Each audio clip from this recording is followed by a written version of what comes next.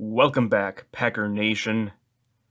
I'm Pac-Man Jake. Just in case you are new to this channel, you're wondering who the heck this person is.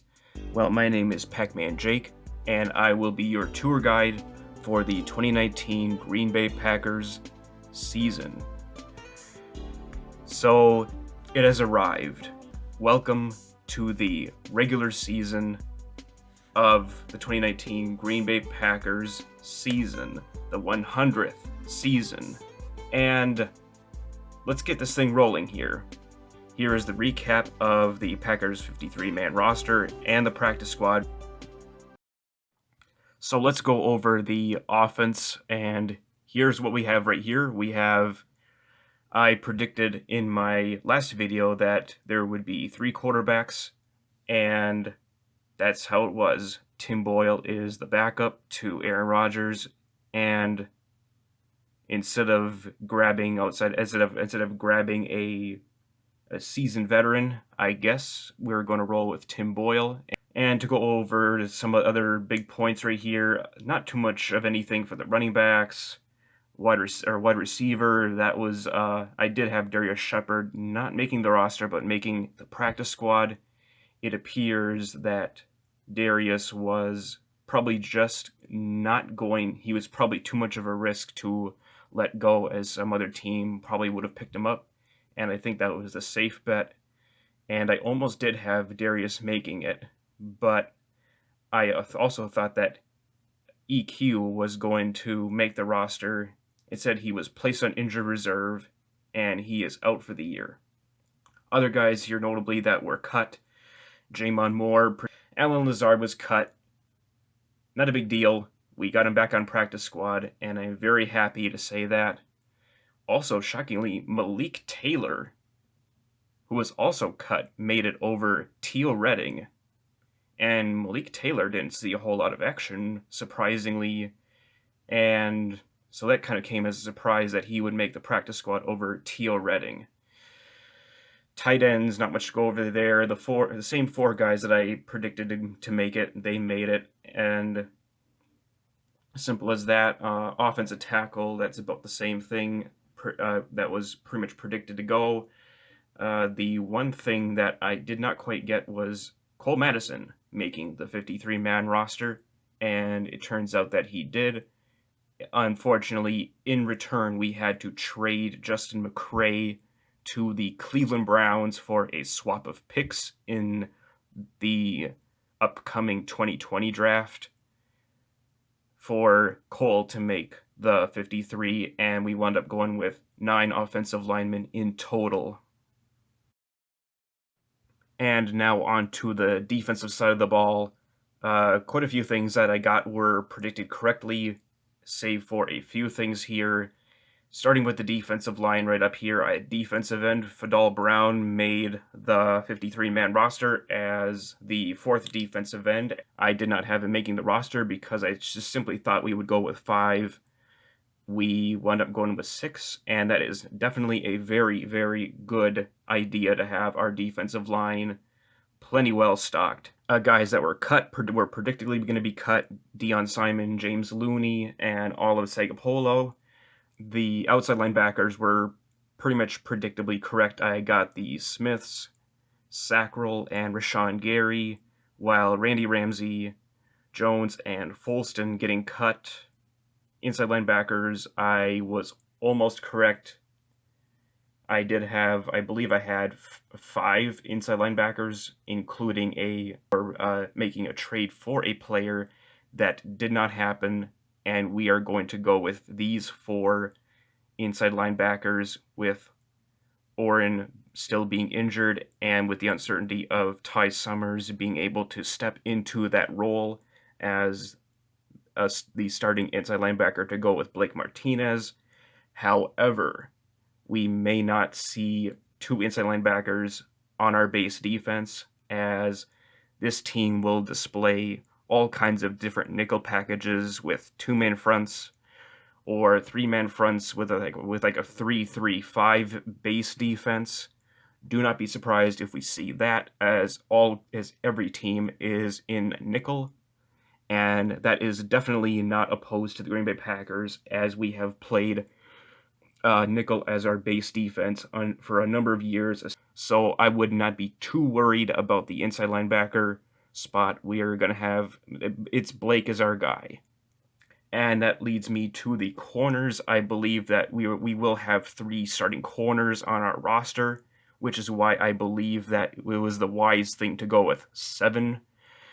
The 7 here listed here, which we have Jair and Kevin will start outside, with Tremont Williams starting as our slot corner, and that will complete the nickel defense, along with our safeties, Darnell Savage Jr., who just changed his number from 26 to 21. Cool number, by the way. Great choice, Darnell. That is Charles Woodson's old number, and I hope you fill it out well, my man. Go Darnell. And with our starting strong safety being AA, and that is it for our defense. And next up right now we have the special teams. This was pretty predictable right here. Mason Crosby, he made the team, and it was Sam Ficken that was cut. J.K. Scott, nothing here. We knew he was going to make the roster. There was no competition for him, so he is our punter. Hunter Bradley being our long snapper, and for our return men, it is Trevor Davis with Darius Shepard backing him up.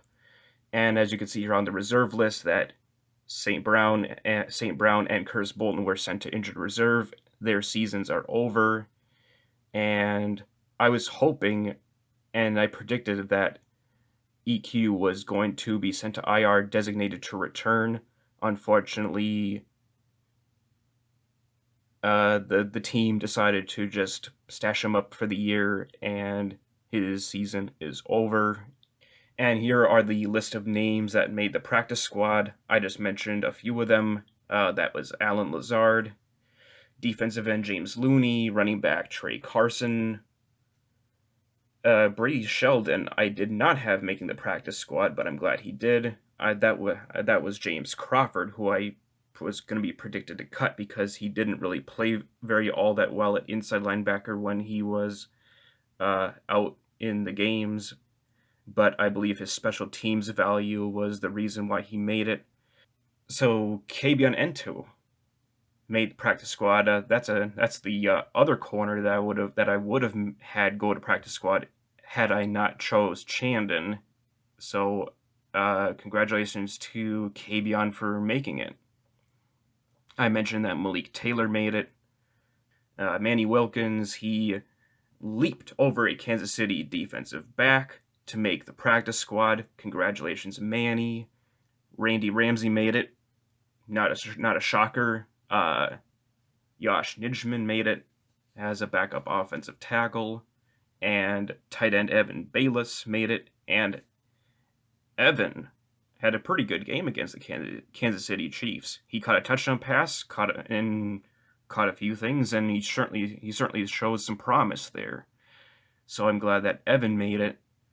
And just to go over here, some notable players that did not make the practice squad. I just mentioned T.O. Some other players of note that I want to go over. Jamon Moore, he did not make the practice squad because he was not eligible. That was a thing where I was so apprehensive about having him get cut because we could not stash him on practice squad for that very reason. And he is a free agent, and we'll have to sign him to the 53-man roster if we want him back, as he cannot go to practice squad. There are certain eligibility requirements for a player to be eligible for practice squad. Dion Simon, I predicted to make practice squad. He didn't. Same thing with Adam Pankey, and I believe Natrell Jamerson I had on the list. I thought those 3 guys would make it because they were on practice squad on the Packers before, but I guess the team thought otherwise, and those 3 guys are free agents. But there's always a possibility of all those guys to possibly return to Green Bay. Who knows? There could be some injuries. Somebody always goes down, and somebody always returns. And that's the bright thing about Green Bay, is that you can always come home. I mean, that has happened to Antonio Freeman, that has happened to Tremont Williams, that has happened to a few other guys. Johnny Jolly. Now, Johnny Jolly was out for another reason, but he came back. And Johnny Jolly kind of had a little bit of a resurgence after his time away in Green Bay, and I thought he played at a Pro Bowl level when he came back after his suspension. Let me know what you guys think about the 53-man roster and the practice squad guys.